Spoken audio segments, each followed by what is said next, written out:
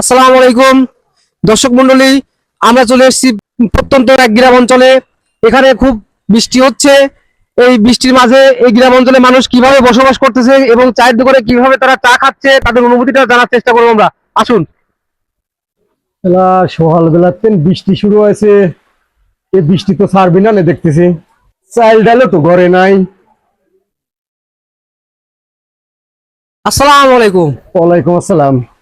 কাকা, আপনার সাথে কিছু কথা বলা যাবে? হ্যাঁ, কি করে কও?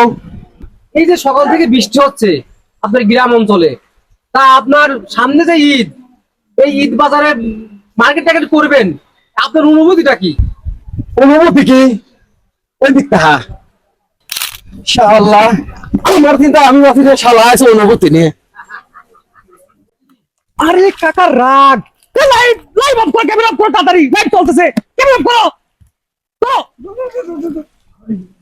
কাকা, বললে বাবু আর একা ঘুরে না।